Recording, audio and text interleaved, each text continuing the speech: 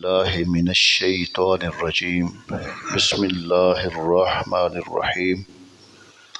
محترم سامعین و ناظرین، سورۃ المائدہ آیت نمبر 38 سے آغاز کر رہے ہیں۔ کل کچھ بیان ہوا تھا کہ ڈاکہ زنی کرنے والوں کی سزا۔ ڈاکہ یہ ہوتا ہے کہ کسی سے زبردستی مال کو چھیننا، اور ڈاکہ زنی کرتے وقت کسی کو قتل بھی کر دینا، مال بھی چھین لینا۔ اس کی سزا کے متعلق، یا کسی کو قتل نہ کرنا، صرف مال کو چھین لینا، اس کی سزا۔ آج جو بیان شروع ہے یہاں پہ چوری کرنے والوں کا بیان ہے۔ چوری یہ ہوتا ہے کہ کسی کا چھپکے سے مال چرا لینا۔ والسارق والسارقات، جو مرد یا عورت چور ہو، فاقطعوا ایدیہما جزاء بما کسبا نکالا من اللہ، تو اللہ کی طرف سے سزا کے طور پر ان کے عمل کے بدلے میں ان کے ہاتھ کاٹ دو۔ واللہ عزیز حکیم، اللہ غالب حکمت والا ہے۔ اس آیت میں چور کی سزا کا بیان ہوا کہ شرعی اعتبار سے جب چوری ثابت ہو جائے تو چور کا ہاتھ کاٹ دیا جائے گا۔ چوری گناہ کبیرہ ہے اور چور کے لیے شریعت میں سخت وعیدیں ہیں۔ ابو ہریرہ رضی اللہ تعالیٰ عنہ سے روایت ہے، سرکار دو عالم صلی اللہ علیہ وآلہ وسلم نے ارشاد فرمایا، چور چوری کرتے وقت مومن ہی نہیں رہتا۔ اور انہی سے روایت ہے، حضور اکرم صلی اللہ علیہ وسلم نے ارشاد فرمایا، اگر اس نے ایسا کیا یعنی چوری کی تو بے شک اس نے اسلام کا پٹا اپنی گردن سے اتار دیا۔ پھر اگر اس نے توبہ کی تو اللہ اس کی توبہ قبول فرما لے گا۔ فمن تاب من بعد ظلمہ، تو جو اپنے ظلم کے بعد توبہ کر لے، واصلح، اور اپنی اصلاح کر لے، فإن اللہ یتوب علیہ، تو اللہ اپنی مہربانی سے اس پر رجوع فرمائے گا۔ ان اللہ غفور الرحیم، بے شک اللہ بخشنے والا مہربان ہے۔ توبہ نہایت نفیس چیز ہے۔ کتنا ہی بڑا گناہ ہو، اگر اس سے توبہ کر لی جائے تو اللہ تعالیٰ اپنا حق معاف فرما دیتا ہے، اور توبہ کرنے والوں کو عذاب آخرت سے نجات دے دیتا ہے۔ لیکن یہ یاد رہے کہ جس گناہ میں کسی بندے کا حق بھی شامل ہو، وہاں توبہ کے لیے ضروری ہے کہ اس بندے کے حق کی ادائیگی بھی ہو جائے، یا وہ بندہ معاف کر دے یا اس کا حق ادا کر دیا جائے، تب اس کی توبہ جو ہے وہ قبول ہوگی۔ الم تعلم ان اللہ لہ ملک السماوات والارض، کیا تجھے معلوم نہیں کہ آسمانوں اور زمین کی بادشاہی اللہ ہی کے لیے ہے۔ یعذب من یشاء، وہ جسے چاہتا ہے سزا دیتا ہے، وَيَغْفِرُ لِمَن یشاء، اور جسے چاہتا ہے عذاب دیتا ہے، بخش دیتا ہے۔ جسے چاہتا ہے سزا دیتا ہے اور جسے چاہتا ہے بخش دیتا ہے۔ واللہ علی کل شیء قدیر، اللہ ہر شے پر قادر ہے۔ اس آیت سے معلوم ہوا کہ عذاب کرنا اور رحمت فرمانا اللہ تعالیٰ کی مشیت پر ہے۔ وہ مالک ہے، جو چاہے کرے، کسی کو اعتراض کرنے کی مجال نہیں۔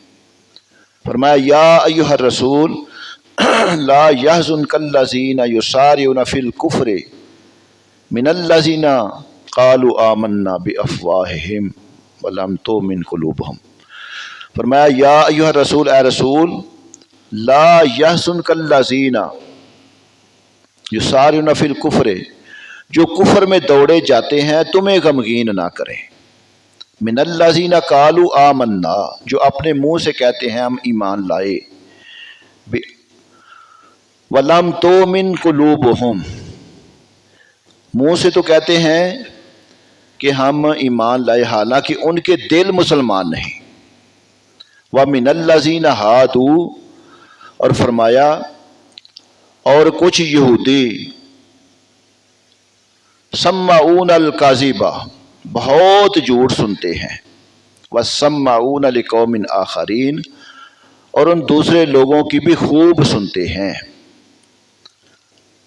لم یاتوک، جو آپ کی بارگاہ میں نہیں آئے، یحرفون الکلم من بعد مواضعہ، یہ اللہ کے کلام کو اس کے مقامات کے بعد بدل دیتے ہیں، یقولون ان اوتیتم ھذا فخذوہ وان لم تؤتوہ فاحذروا، یہ آپس میں کہتے ہیں کہ اگر تمہیں یہ تحریف والا حکم ملے تو اسے لے لینا، اگر تمہیں یہ نہ ملے تو بچنا۔ وَمَن يُرِدِ اللَّهُ فِتْنَتَهُ فَلَن تَمْلِكَ لَهُ مِنَ اللَّهِ شَيْئًا، فرمایا جسے اللہ گمراہ کرنا چاہے تو اے مخاطب تو ہرگز اسے اللہ سے بچانے کا کچھ اختیار نہیں رکھتا۔ جن کے دلوں کو پاک کرنے والا اللہ نے ارادہ نہیں فرمایا، اور یہی وہ لوگ ہیں جن کے دلوں کو پاک کرنے کا اللہ نے ارادہ نہیں فرمایا۔ فرمایا لَهُمْ فِي الدُّنْيَا خِزْيٌ وَلَهُمْ فِي الْآخِرَةِ عَذَابٌ عَظِيمٌ، اللہ سبحانہ وتعالیٰ نے فرمایا کہ ان کے لیے دنیا میں رسوائی ہے اور ان کے لیے آخرت میں بڑا عذاب ہے۔ اب یہ تھوڑی سی آیت لمبی ہے، اب اس کا میں تشریح کرتا ہوں۔ یہاں سے منافقین کی حرکتوں کا بیان ہے کہ سب سے پہلے اللہ تعالیٰ نے اپنے حبیب صلی اللہ علیہ وسلم کو فرمایا اے رسول، رسول کر کے مخاطب فرمایا، اور حضور اکرم صلی اللہ علیہ وسلم کی تسکین قلب کا سامان مہیا فرمایا کہ اے حبیب صلی اللہ علیہ وسلم، میں آپ کا ناصر و معین و مددگار ہوں۔ منافقین کے کفر میں جلدی کرنے، یعنی ان کے کفر کو ظاہر کرنے اور کفار کے ساتھ دوستیاں کر لینے سے آپ رنجیدہ نہ ہوں، آپ اس میں کوئی غم نہ کریں۔ پھر منافقین کی منافقت کا بیان فرمایا کہ صرف زبان سے کلمہ پڑھتے ہیں اور دل سے ایمان نہیں لاتے، اور فرمایا من الذین ھادوا سمعون الکاذب، اور کچھ یہودی بہت جھوٹ سنتے ہیں۔ اس کا کیا معنی ہے؟ یہاں سے یہودیوں کا کردار بیان کیا گیا کہ وہ اپنے سرداروں کا جھوٹ خوب سنتے ہیں اور ان کے افتراؤں کو قبول کرتے ہیں، اور اس کے ساتھ دوسرے لوگوں یعنی خیبر کے یہودیوں کی باتوں کو بھی خوب مانتے ہیں۔ فرمایا یحرفون الکلم من بعد مواضعہ، یہ اللہ کے کلام کو اس کے مقامات کے بعد بدل دیتے ہیں۔ اس آیت کا شان نزول ایک واقعہ ہے، سن لیں۔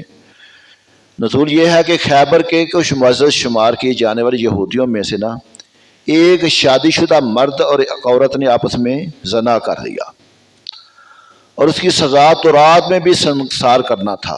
ان کی جو کتاب تھی اس میں بھی سزا یہ تھی کہ سنسار کیا جائے، اور یہ انہیں پسند نہ تھی، اس لیے انہوں نے چاہا کہ اس مقدمے کا فیصلہ سرکار دو عالم صلی اللہ علیہ وآلہ وسلم سے کرائیں۔ لہذا ان دونوں مجرموں کو ایک جماعت کے ساتھ مدینہ طیبہ بھیجا، اور ساتھ ہی کہہ دیا کہ اگر حضور اکرم صلی اللہ علیہ وسلم حد یعنی کوڑے مارنے کا حکم دیں تو مان لینا، سنسار کرنے کا حکم دے تو نہ ماننا۔ وہ لوگ بنی قریظہ اور بنی نذیر کے یہودیوں کے پاس آئے اور سمجھے کہ یہ حضور اکرم صلی اللہ علیہ وسلم کے ہم وطن ہیں اور ان کے ساتھ آپ کی صلح بھی ہے، لہذا ان کی سفارش سے کام بن جائے گا۔ لہذا یہودی سرداروں میں سے کعب بن اشرف، کعب بن اسد، سعید بن عمر، مالک بن سیف، کنانہ بن ابی الحقیق وغیرہ انہیں لے کر نبی پاک صلی اللہ علیہ وسلم کی خدمت میں حاضر ہوئے اور مسئلہ دریافت کیا۔ تو نبی پاک صلی اللہ علیہ وسلم نے فرمایا کیا میرا فیصلہ تم مانو گے؟ تو انہوں نے اقرار کیا یا رسول اللہ کیوں نہیں، ہم مانیں گے۔ تو رسول اللہ صلی اللہ علیہ وسلم نے فرمایا کہ تم میں ایک، رسول اللہ صلی اللہ علیہ وسلم نے رجم یعنی سنسار کرنے کا حکم دے دیا کہ ان کو سنسار کر دیا جائے۔ یہودیوں نے اس حکم کو ماننے سے انکار کیا، تو حضور اکرم صلی اللہ علیہ وسلم نے فرمایا تم میں ایک نوجوان ابن سوریہ ہے، ابن سوریہ کا نام بڑا عالم تھا، کیا تم اس کو جانتے ہو؟ کہنے لگے ہاں۔ سرکار دو عالم صلی اللہ علیہ وسلم نے فرمایا وہ کیسا آدمی ہے؟ یہودی کہنے لگے کہ آج روئے زمین پر یہودیوں میں اس کے پائے کا کوئی ہمارے میں عالم نہیں ہے، وہ بڑا علم والا ہے، تورات کا بڑا ماہر ہے۔ ارشاد فرمایا کہ اس کو بلاؤ۔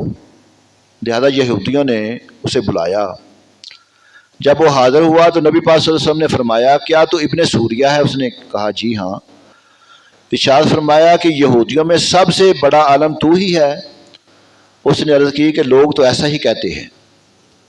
تو نبی پاک صلی اللہ علیہ وسلم نے یہودیوں سے نہ فرمایا کیا اس معاملے میں تم اس کی بات مانو گے؟ سب نے اقرار کر لیا۔ تو سرکار دو عالم صلی اللہ علیہ وسلم نے ابن سوریہ سے فرمایا کہ میں تجھے اس اللہ تعالیٰ کی قسم دیتا ہوں جس کے سوا کوئی معبود نہیں، جس نے حضرت موسیٰ علیہ السلام پر تورات نازل فرمائی اور تم لوگوں کو مصر سے نکالا اور تمہارے لیے دریا میں راہیں بنائیں اور تمہیں نجات دی، فرعونیوں کو غرق کیا اور تمہارے لیے بادل کو سائبان بنایا، من و سلوہ نازل فرمایا اور اپنی کتاب نازل فرمائی جس میں حلال و حرام کا بیان فرمایا۔ کیا تمہاری کتاب میں شادی شدہ مرد عورت کے لیے سنگسار کرنے کا حکم ہے؟ ابن سوریہ نے نہ عرض کی کہ بے شک یہ حکم تورات میں ہے، اسی کی قسم جس کا آپ صلی اللہ علیہ وسلم نے مجھے ذکر کیا، اگر مجھے عذاب نازل ہونے کا اندیشہ نہ ہوتا تو میں اقرار نہ کرتا اور جھوٹ بول دیتا، مگر یہ فرمائیے کہ آپ صلی اللہ علیہ وسلم کی کتاب میں اس کا کیا حکم ہے؟ تو سرکار دو عالم صلی اللہ علیہ وسلم نے ارشاد فرمایا جب 4 عادل معتبر گواہوں کی گواہی سے زنا صراحت کے ساتھ ثابت ہو جائے تو سنگسار کرنا واجب ہو جاتا ہے۔ ابن سوریہ نے عرض کی اللہ تعالیٰ کی قسم بالکل ایسا ہی حکم تورات میں ہے۔ تو نبی پاک صلی اللہ علیہ وسلم نے ابن سوریہ سے دریافت فرمایا کہ حکم الہی میں تبدیلی کس طرح واقعہ ہوئی؟ اب تم نے جو تبدیلی کی ہے اس کا واقعہ بیان کریں۔ اس نے عرض کیا کہ ہمارا دستور یہ تھا کہ ہم کسی امیر کو پکڑتے تو چھوڑ دیتے اور غریب آدمی پر حد قائم کرتے، اور اس طرز عمل سے امراء میں زنا کی بہت کثرت ہو گئی، یہاں تک کہ ایک مرتبہ بادشاہ کے چچا زاد بھائی نے زنا کیا تو ہم نے اس کو سنگسار نہ کیا۔ پھر ایک دوسرے شخص نے اپنی قوم کی عورت سے زنا کیا تو بادشاہ نے اس کو سنگسار کرنا چاہا، اس کی قوم اٹھ کھڑی ہوئی اور انہوں نے کہا کہ جب تک بادشاہ کے بھائی کو سنگسار نہ کیا جائے اس وقت تک اس کو ہرگز سنگسار نہ کیا جائے۔ تب ہم نے جمع ہو کر غریب اور امیر سب کے لیے بجائے سنگسار کرنے کے یہ سزا نکالی کہ 40 کوڑے مارے جائیں اور منہ کالا کر کے گدھے پر الٹا بٹھا کر شہر میں گشت کرایا جائے۔ یہ سن کر یہودی بہت بگڑے اور ابن سوریہ سے کہنے لگے کہ تو نے انہیں یعنی نبی پاک صلی اللہ علیہ وسلم کو بڑی جلدی خبر دے دی اور ہم نے جتنی تیری تعریف کی تھی تو اس کا مستحق نہیں۔ ابن سوریہ نے کہا کہ حضور اکرم صلی اللہ علیہ وسلم نے مجھے تورات کی قسم دلائی، اگر مجھے عذاب کے نازل ہونے کا اندیشہ نہ ہوتا تو میں آپ صلی اللہ علیہ وسلم کو خبر نہ دیتا۔ اس کے بعد رسول کریم صلی اللہ علیہ وسلم کے حکم سے ان دونوں زناکاروں کو سنگسار کیا گیا اور اس وقت اس آیت کریمہ کا نزول ہوا۔ مجھے امید ہے آپ کو سمجھ آ گئی ہوگی۔ سماعون الکاذب اکالون للسحت، فرمایا کہ بہت جھوٹ سننے والے، اکالون للسحت، اور بڑے حرام خور ہیں۔ فَإِن جَاءُوكَ، اگر یہ تمہارے حضور حاضر ہوں، فَاحْكُم بَيْنَهُمْ وَأَعْرِضْ عَنْهُمْ، تو ان میں فیصلہ فرماؤ اور ان سے منہ پھیر لو۔ وَإِن تُعْرِضْ عَنْهُمْ فَلَن يَضُرُّوكَ شَيْئًا، اگر آپ ان سے منہ پھیر لو گے تو وہ تمہارا کچھ نہیں بگاڑ دیں گے۔ وَإِنْ حَكَمْتَ فَاحْكُم بَيْنَهُمْ بِالْقِسْطِ، اگر آپ ان میں فیصلہ فرمائیں تو انصاف کے ساتھ فیصلہ کریں۔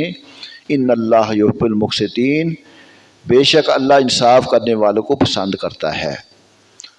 اب پچھلی آیت میں جھوٹ سننے والوں سے مراد یہودی عوام تھی جو پادریوں اور سرداروں کے جھوٹ سن کر ان پر عمل کرتے تھے، اور اس آیت میں جھوٹ سننے والوں سے مراد یہودی حکمران اور پادری ہیں جو رشوتیں لے کر حرام کو حلال کرتے اور شریعت کے احکام کو بدل دیتے۔ اب یہاں پہ نا رشوت کا ایک مسئلہ سن لیں. رشوت کا لینا دینا دونوں حرام ہیں اور لینے والے دونوں جہنمی ہیں. اب اس کی تشریح اعلیٰ حضرت نے فرمائی. آپ فرماتے ہیں رشوت لینا مطلق حرام ہے جو پرایا حق دبانے کے لیے دیا جائے وہ رشوت ہے. یوں ہی جو اپنا کام بنانے کے لیے حاکم کو دیا جائے رشوت ہے. لیکن اپنے اوپر سے دفع ظلم یعنی ظلم دور کرنے کے لیے جو دیا جائے وہ دینے والے کے حق میں رشوت نہیں. اگر کسی بندے کے اوپر ظلم ہو رہا ہے, کوئی پولیس نے پکڑ لیا ہے وہ سچا, تو اپنی جان چھڑانے کے لیے اگر وہ رشوت دے گا تو دینے والا گناہ گار نہیں ہوگا, اب وہ لینے والا گناہ گار ہوگا. آگے فرمایا اللہ سبحانہ و تعالیٰ نے وَكَيْفَ يُحَكِّمُونَكَ وَعِنْدَهُمُ التَّوْرَاةُ فِيهَا حُكْمُ اللَّهِ ثُمَّ يَتَوَلَّوْنَ مِن بَعْدِ ذَلِكَ وَمَا أُولَٰئِكَ بِالْمُؤْمِنِينَ. اور فرمایا اور یہ آپ کو کیسے حاکم بنائیں گے حالانکہ ان کے پاس تورات موجود ہے جس میں اللہ تعالیٰ کا حکم موجود ہے, اس کے باوجود یہ منہ پھیرتے ہیں. وَمَا أُولَٰئِكَ بِالْمُؤْمِنِينَ, اور یہ ایمان لانے والے نہیں ہیں. اب یہ جو فرمایا نا وَكَيْفَ يُحَكِّمُونَكَ, اور یہ آپ کو کیسے حاکم بنائیں گے, ارشاد فرمایا گیا کہ شادی شدہ مرد اور شادی شدہ عورت کے زنا کی سزا رجم یعنی سنگسار کرنا ہے. اور یہ حکم تورات میں موجود ہے اور یہ لوگ تورات پر ایمان لانے کے دعوے دار بھی ہیں اور انہیں یہ بھی معلوم ہے کہ تورات میں رجم کا حکم ہے. اس حکم کو نہ ماننا اور آپ صلی اللہ علیہ وسلم کی نبوت کے منکر ہوتے ہوئے بھی آپ صلی اللہ علیہ وسلم سے فیصلہ چاہنا نہایت تعجب کی بات ہے. جب وہ اپنی کتاب کو نہیں مانتے تو آپ کے فیصلے کو وہ کیسے مانیں گے. تو اللہ سبحانہ و تعالیٰ ہمیں قرآن پاک میں جو بھی اللہ سبحانہ و تعالیٰ نے ہمارے لیے احکامات نازل فرمائے ہیں ان کو سمجھ کر عمل کرنے کی توفیق عطا فرمائے. الصلاۃ